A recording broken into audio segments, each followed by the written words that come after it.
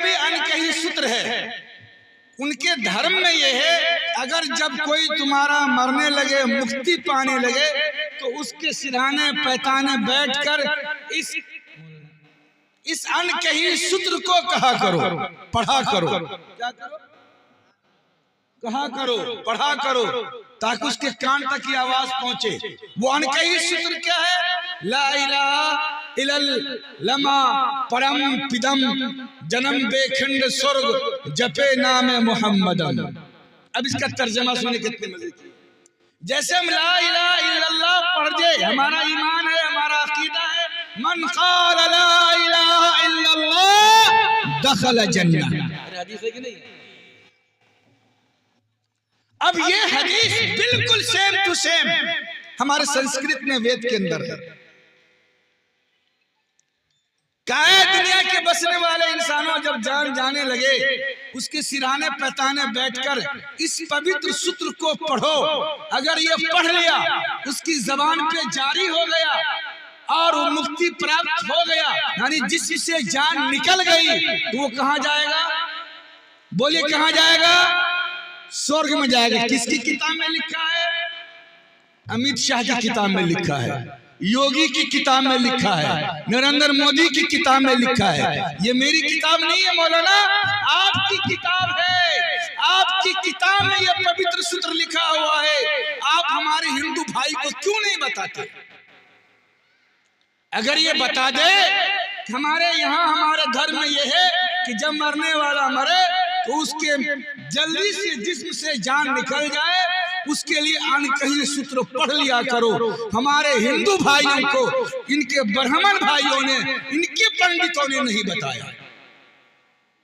अब होता क्या है, जब किसी ब्राह्मण का कोई बेटा या बेटी मरता है या मरती है, ये वही काम करते हैं। कौन काम करते हैं?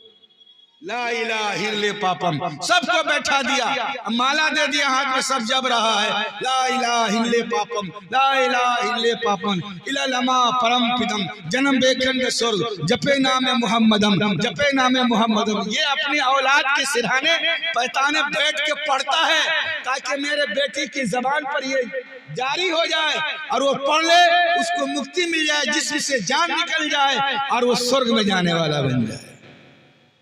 घोटाला किया कि नहीं किया? बताना चाहिए। इसी तरीके से बहुत सारी चीजें ऐसी हैं हमारे बीच, उनके बीच।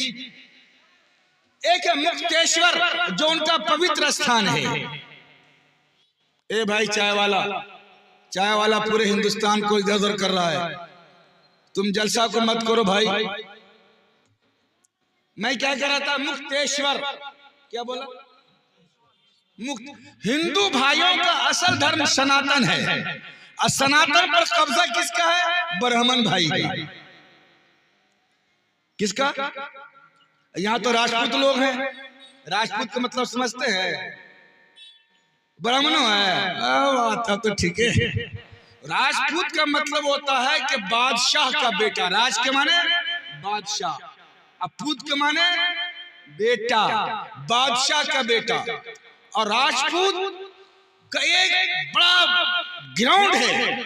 उन्होंने न सिर्फ ये कि देश की आजादी में, बल्कि अपने धर्म के ऊपर बहुत ज्यादा चलने वाले और अपने देश के बाद अपने धर्म की बातों का पालन करने वाले, और अगर वो इलाके में, गांव में, समाज में राजपूत हैं, तो अपने गांव के लोगों के साथ सम्मान रखने वाले लोग होते हैं। कौन होते हैं ये? आपके यहाँ जो राजपूत लोग हैं, कभी झगड़ा किया आपसे? नहीं करेगा। वो जानता है कि हम बादशाह हैं, हम बादशाह के बेटे हैं, और बादशाह का जो बेटा होता है अपनी रियाया के साथ, पब्लिक के साथ अच्छा बर्ताव करता है। तो ब्राह्मण को आप सुने आप, ये तो राजपूत हो गया। बहुत सारे वर्ड ऐसे हैं जिसको बताना है छोटे से वक्त में। सनातन, सनातन है ना, दे धनाधन। क्या बाबू? दे धनाधन। सब कहता हम सनातन हैं। सनातन के माने क्या है? सनातन के वही माने हैं जो इस्लाम के माने हैं। बात समझ रहा है? इस्लाम के माने सलामती के, अमन और सुकून के, मोतबर और मुस्तरद किरदार का नाम इस्लाम है। बस समझ गए। इसी को संस्कृत में सनातन कहा गया, जहां मानवता हो, जहां इंसानियत हो, जहां प्यार हो, जहां मोहब्बत हो, जहां अमन हो, जहां सुकून हो, जहां ईमानदारी हो, जहां सदाकत हो, जहां सच्चाई हो, जहां प्रेम हो, जहां आपस में भाई भाई हो, उसका नाम सनातन है। बात समझ रहे बेटा? सनातन का मतलब प्यार, मोहब्बत, मानवता। और जो लोग सनातनी होने का दावा कर रहे हैं, मुल्क के हालात को देखें तो मालूम यह होगा कि एक नंबर का डकैत और डाकू है। जहां चाहा वहां 10 मिलकर के एक को घेर लिया और गाली देना शुरू और नारा लगाना शुरू। ये जो जय श्री राम का नारा है, ये उनके अब्बा का नारा नहीं है। जय श्री राम और मोहम्मद सल्लल्लाहु अलैहि वसल्लम, आप समझें, रसूलुल्लाह सल्लल्लाहु अलैहि वसल्लम जितना जियाउल्लाह के लिए नबी है, इतना ही योगी और मोदी का भी नबी है। बात समझ रहे हैं आप? डरिएगा मत, हमारे हिंदू भाई हैं, आएंगे, समझाएंगे, बताएंगे। उनको ही बताना मकसद है, आपको भी समझाना मकसद है। आपने रसूलुल्लाह सल्लल्लाहु अलैहि वसल्लम पर अपना स्टिकर लगा दिया। क्या लगा दिया बाप? ये हमर छे, की छे? हमर छे, बाप के छो। रसूलुल्लाह सल्लल्लाहु अलैहि वसल्लम सबके नबी, क्या है बोलिए? सबके नबी। रसूलुल्लाह सल्लल्लाहु अलैहि वसल्लम पर अधिकार जितना जियाउल्लाह रहमानी का है, फिर मैं कहता हूं इतना ही मेरे बड़े भाई नरेंद्र मोदी और छोटे सपाचट उनका भी है। इसलिए कोई संकोच की बात नहीं है। रसूलुल्लाह सल्लल्लाहु अलैहि वसल्लम मेरे हिंदू भाई के भी नबी, मेरे भी नबी। और हमने जो इसी तरीके से कुरान को मुसलमान समझता कि हमारी किताब है, ये गलत है। कुरान हुदल लिन्नास, कुरान तमाम इंसानियत की हिदायत के लिए आया है। कुरान तमाम इंसानियत की हिदायत के लिए आया है। और कुरान को पढ़ना पढ़ाना बहुत आला दर्जे की बात है। कुरान पे अपना स्टिकर मत लगाइए। हिंदी का कुरान, अब अंग्रेजी में कुरान हमारे सनातनी भाइयों को दें, सनातनी भाइयों को दें। वो पढ़ेंगे तो समझेंगे इस्लाम क्या है। एक आयत टुकड़ा पढ़ लिया और भाषण देना शुरू कर दिया।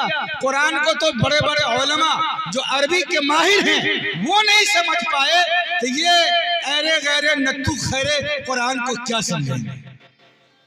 जो चाहा मतलब निकाल दिया। मान लिया जाए ए चवन्नी, देखिए उसके हाथ में मोबाइल है, अभी तेरे पर तकनी शुरू कर दूंगा, तेरा अब्बा कहेगा मैंने क्या कि जुल्म कर दिया।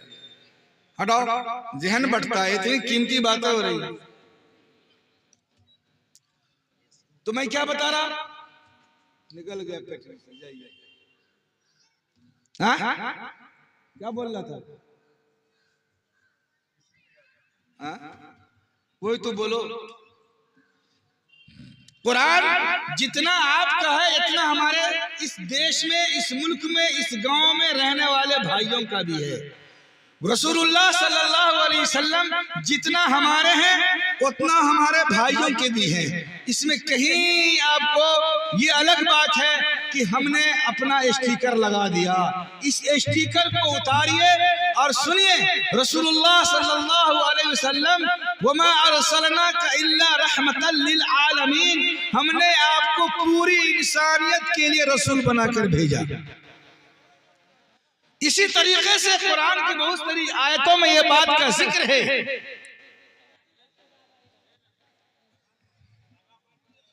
आ जाइए सिमट कर आ जाइए, तब शुरू करते हैं। आइए आने वाले बहुत सारे लोग आ रहे हैं, आ जाइए माशाअल्लाह। आइए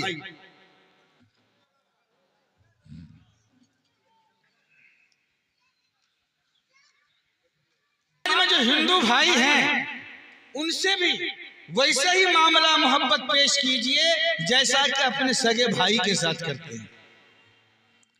जिस तरीके से हमारे घर में कोई मर जाए, डेथ हो जाती है किसी की, तो हम पूरे खानदान पूरे समाज के लोग वहां जमा होते हैं।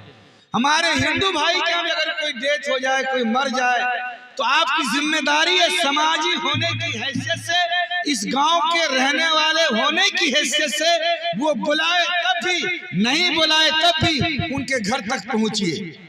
उनके मरे हुए भाई के साथ या बाप के साथ या बेटी के साथ या बीवी के साथ, उसकी अर्थी के साथ 10-20 कदम साथ में चलिए। मौका लगे एक आध लकड़ी डाल दीजिए। यह है इस्लाम का पैगाम, इसको कहते हैं मानवता का संदेश। यही सबक रसूलुल्लाह सल्लल्लाहु अलैहि वसल्लम ने दिया। रसूलुल्लाह सल्लल्लाहु अलैहि वसल्लम ने उन लोगों को माफ किया जिन लोगों